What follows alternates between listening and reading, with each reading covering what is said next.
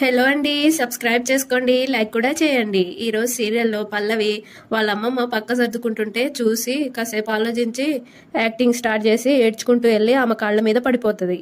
కాళ్ళు పట్టుకొని ఏడుస్తూ ఉంటే వాళ్ళ అమ్మమ్మ చూసి, ఏ నా కాళ్ళు పట్టుకున్నావేంటే, లే లే అని లేపి, ఏమైందే ఏడుస్తున్నావు, ఇలా రా, ఇలా కూర్చో అని బెడ్ మీద కూర్చోబెట్టి, ఏమైందే ఎందుకు ఏడుస్తున్నావే అని అడుగుతుంది.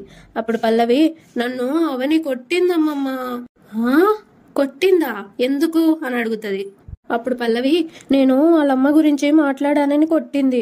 నీ కూతురికి నీ అల్లుడికి నేను ఒక్కగానొక్క కూతుర్ని కాబట్టి చిన్నప్పటి నుండి నేను అడిగింది లేదనకుండా కాదనకుండా చాలా గారాబంగా పెంచారు. వాళ్ళు నన్ను అలా పెంచడం వల్లే నాకేం తక్కువ అనే గర్వం, నా మాటే నెగ్గాలనే మొండితనం నాకు వచ్చాయి. ఆ రెండు కారణాల వల్ల నాకున్న పొగరుతో నేను కొన్ని తప్పులు చేసుండొచ్చు. అంత మాత్రాన నేను చెడ్డదాన్ని అయిపోతానమ్మమ్మ? నేను నీ కూతుర్ని, అంటే నీ సొంత మనవరాల్ని. నువ్వు కూడా నన్ను అర్థం చేసుకోకపోతే ఎలా అమ్మమ్మా? ఈ ఇంట్లో నా గురించి ఆలోచించడానికి నువ్వు తప్ప నాకు ఇంకెవరున్నారమ్మమ్మ అని ఏడ్చుకుంటూ వెళ్ళి కౌగిలించుకుంటది. వాళ్ళ అమ్మమ్మేమో ఓదార్స్తా ఉంటే ఆమె వెనకాల నవ్వుతా ఉంటది. తర్వాత పక్కకెళ్ళి, ఆ అవనికి తన తండ్రి ఎవరో తెలియదు, అదే విషయం నేను వాళ్ళమ్మని అడగడం తప్ప అమ్మమ్మ?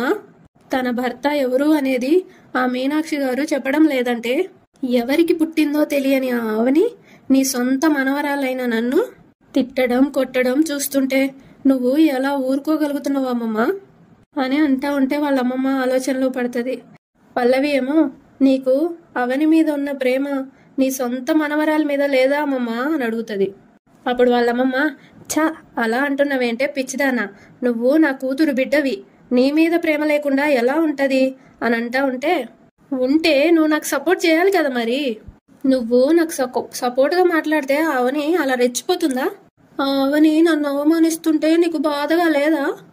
ఆ మీనాక్షి గారు తనకి భర్త ఉన్నాడు అని అంటుంది కానీ తన భర్త ఎవరు అనేది చెప్పడం లేదు. భర్త ఉండుంటే తన మెడలో తాళిబొట్టు ఉండాలి కదా మరి. తాళిబొట్టు లేదు, తన భర్త ఎవరో మనకి చెప్పడం లేదు అంటే అవని ఆ మీనాక్షి గారికి అక్రమ సంతానం అనే కదా అర్థం అని అంటా ఉంటే వాళ్ళ అమ్మమ్మ ఆలోచనలో పడుతుంది. పల్లవి ఏమో నవ్వుతుంది. తర్వాత మళ్ళీ, అంటే ఈ విషయం నువ్వైనా చెప్పాలి కదా, అక్రమ సంబంధాలతో పిల్లలు కన్నా అలాంటి ఆవిడ మన ఇంట్లో ఉంటే మన ఇంటి పరువు పోదామమ్మా? ఈ విషయం అత్తయ్యకి అర్థం కావడం లేదు, అత్తయ్యకి అర్థమయ్యేలా చెప్పడం నీ బాధ్యత కాదా అమ్మమ్మ అని అనగానే వాళ్ళమ్మమ్మ, నువ్వన్నది నిజమే అని వెళ్తుంది. వెనకాల పల్లవి నవ్వుతా ఉంటది. వాళ్ళమ్మమ్మ పార్వతి దగ్గరికి వెళ్ళి, పార్వతి అనగానే ఏంటత్తయ్య అని అంటారు. నువ్వు మీనాక్షి గురించి ఆలోచించనక్కర్లేదా అని అంటది. పల్లవి వెళ్ళి చాటుగా చూస్తూ ఉంటది. ఎవరడిగినా ఎన్నిసార్లు అడిగినా మీనాక్షి తన భర్త ఎవరన్నది చెప్పడం లేదు. భర్త ఉండుంటే కనీసం ఆమె మెల్లో తాళిబొట్టైనా ఉండుండేది కదా, అది కూడా లేదు అంటే మీనాక్షి తప్పుడు మనిషి అన్న ఆలోచన నీకెందుకు రావటం లేదే? మీనాక్షి తప్పు చేసి ఉండకపోతే తన భర్త ఎవరనేది చెప్పుండేది కదా. తన భర్త ఎవరని చెప్తే తన పిల్లలు ఎవరికి పుట్టారన్న నిజం మనకి తెలిసిపోతుందేమో అని చెప్పడం లేదు.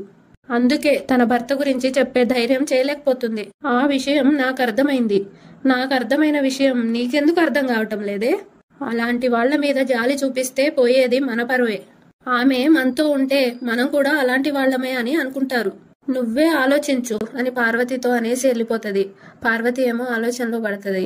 ఇదంతా విని పల్లవి నవ్వుకుంటది. ఇక తెల్లారిపోతుంది. మార్నింగే అవని రెడీ అవుతా ఉంటది వాళ్ళ రూమ్లో. అక్షయ్ సడన్ గా వచ్చేస్తాడు.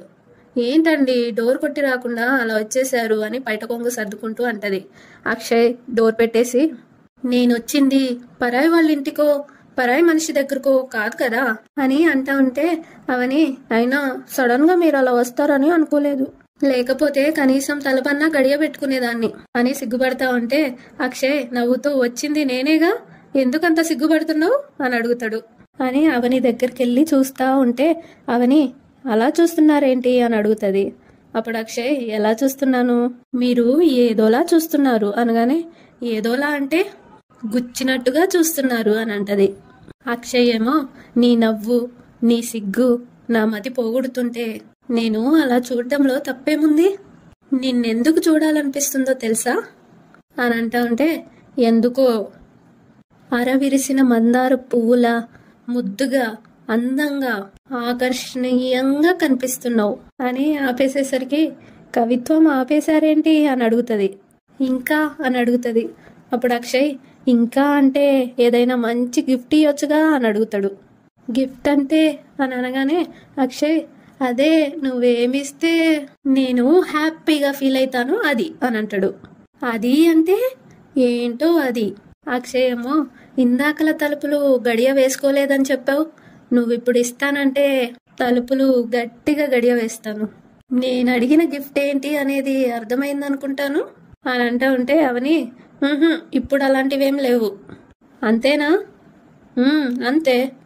అక్షయ్ ఏమో, ఇది అన్యాయం అనేసరికి, ఏదైనా గిఫ్ట్లు ఇస్తే తీసుకోవాలి తప్ప అడిగి తీసుకోవాలనుకోకూడదు, తప్పు. వెంటనే అక్షయ్, సరే నేను అడగకుండా నువ్వే ఇయ్యొచ్చుగా, బహుమతి ఇవ్వడానికి సందర్భం అనేది ఒకటి ఉండాలిగా అని అంటది. అక్షయ్, ఇప్పుడు మనం పోలీస్ స్టేషన్కి వెళ్తున్నాం. అక్కడున్న పోలీస్ ఆఫీసర్ నా ఫ్రెండే కాబట్టి స్పెషల్ ఇంట్రెస్ట్తో మన కేసుని డీల్ చేస్తాడు. మనకి అన్యాయం చేసిన వాళ్ళెవరో తెలుస్తుంది. పోయిన మన ఇల్లు మనకి తిరిగొస్తుంది. జరిగిన దాంట్లో నీ తప్పేం లేదని తెలుస్తుంది.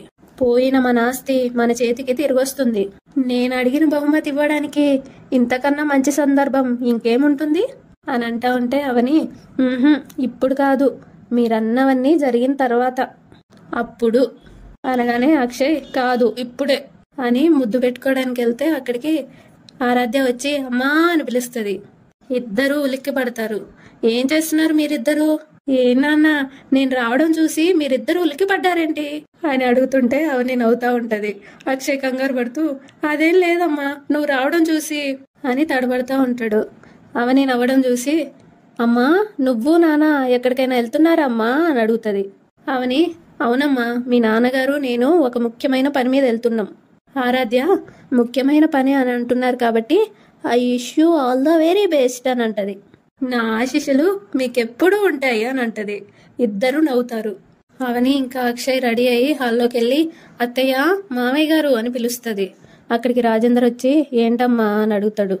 మేము పోలీస్ స్టేషన్కి వెళ్తున్నాం అనగానే, అలాగే వెళ్ళిరండమ్మా అంటాడు. అక్షయ్ ఏమో, వెళ్ళొస్తామమ్మా అనగానే, క్షేమంగా వెళ్ళి లాభంగా రండి అని అంటది.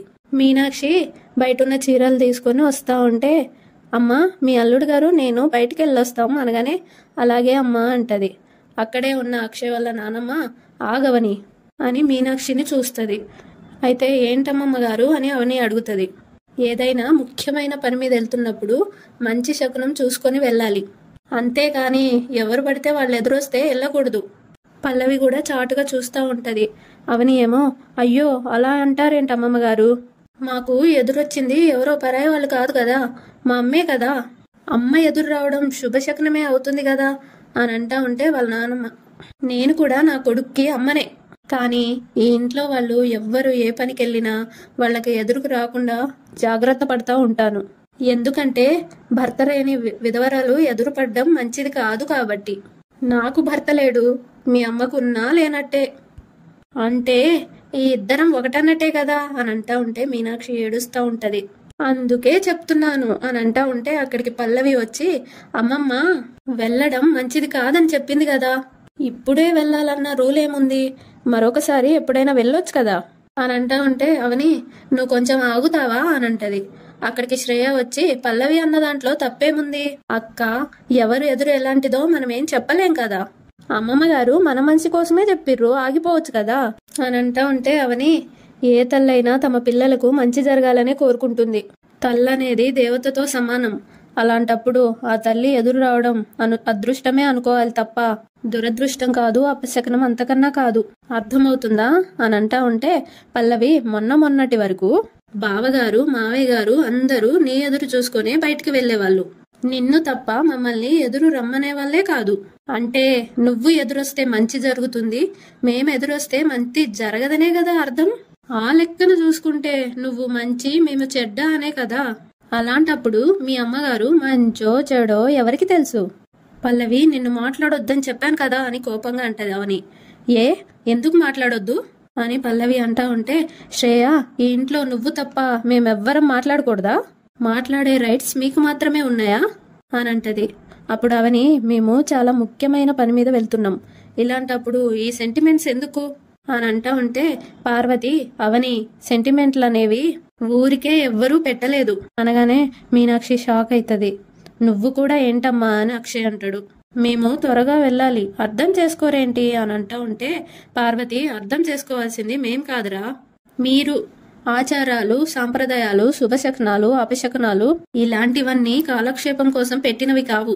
పెద్దవాళ్ళు అన్నీ ఆలోచించి మన మంచి కోసమే పెట్టారు. మంచిది కాదన్నప్పుడు వినాలి, అంతేకాని వాదిస్తున్నారేంటి? అక్షయ్ వాళ్ళ నానమ్మ, మిమ్మల్ని ఎవరు వెళ్ళొద్దనే అనట్లేదమ్మా, నాలాంటి వాళ్ళు, మీ అమ్మ లాంటి వాళ్ళు ఎదురు పడితే మంచిది కాదని మాత్రమే చెప్తున్నాను.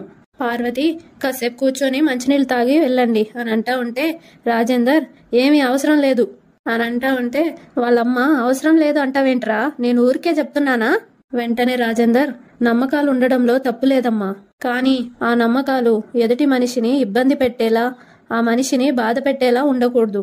అలా ఉంటే అది మూర్ఖత్వం అవుతుంది తప్ప నమ్మకం అవదు అని అంటాడు. పల్లవి, అది కాదు మావయ్య, అమ్మమ్మ అందరికన్నా పెద్దావిడ కాబట్టి అనుభవంతో చెప్తుంది అనుకోవచ్చు కదా అంటా ఉంటే రాజేందర్, అనుభవం అనేది ఒకరికి ఉపయోగపడేలా ఉండాలి, కానీ ఎవ్వరిని అవమానపరిచేలా ఉండకూడదు. నీకు తెలిస్తే మాట్లాడు, తెలియకపోతే సైలెంట్ గా ఉండు.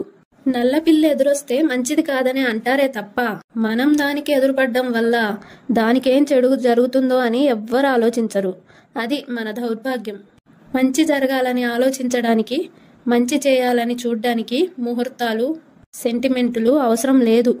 మనసు మంచిదైతే చాలు, దీని గురించి ఇంకెవ్వరూ ఏమీ మాట్లాడనక్కర్లేదు. అక్షయ్, అవని మీరెళ్ళండి అని అనగానే అవని బాధపడుతూ వాళ్ళమ్మకి వెళ్ళొస్తాను అని సైగ చేసి బయటకెళ్తది. వాళ్ళు వెళ్ళిపోయాక మీనాక్షి ఏడుస్తూ లోపలికి వెళ్ళిపోతుంది. అక్షయ్, అవని స్కూటీ మీద వెళ్తూ ఉంటే వాళ్ళని చూసి ముగ్గురు గోండాలు చక్రధర్కి ఫోన్ చేస్తారు. సార్, మీరు చెప్పిన వాళ్ళు వెళ్తున్నారు సార్ అని అంటాడు. అప్పుడు చక్రధర్, వాళ్ళు పోలీస్ స్టేషన్కి వెళ్లకుండా హాస్పిటల్కి వెళ్లేలా చెయ్యి, వాళ్ళని లేపేయగలిగితే ఇంకా హ్యాపీ, నీ మీద ఎలాంటి కేసు లేకుండా నేను చూసుకుంటాను అనగానే అలాగే సార్ అని పెట్టేసి, రే బండి తీరా అని వెళ్తారు. గొండాలు 2 బైకుల మీద వెళ్తూ వాళ్ళ స్కూటీకి అడ్డంగా బండి పెడతారు. అక్షయ్ వాళ్ళు కింద పడిపోతారు. అవని ఏమో, ఏవండి, అయ్యో అయ్యో అని అంటా ఉంటే అక్షయ్ లేసి వాళ్ళని రే అని అంటాడు. అంతటితో ఈరోజు ఎపిసోడ్ అయిపోతుంది. రేపటి ఎపిసోడ్లో అవనిని వాళ్ళు కొడతారు. అప్పుడు అక్షయ్కి చాలా కోపం వచ్చి వాళ్ళని కొడతాడు, ఉరికిచ్చి కొడతాడు. తర్వాత పోలీస్ స్టేషన్కి వెళ్తాడు. గుడ్ మార్నింగ్ సార్ అని అక్షయ్ అంటే వాళ్ళ ఫ్రెండ్ వెళ్ళి కౌగిలించుకుంటాడు. నన్ను విష్ చేయడానికి వచ్చావన్నమాట అని వాళ్ళ ఫ్రెండ్ అడిగితే అక్షయ్, నేను హెల్ప్ అడుగుదామని వచ్చాను అని అంటాడు.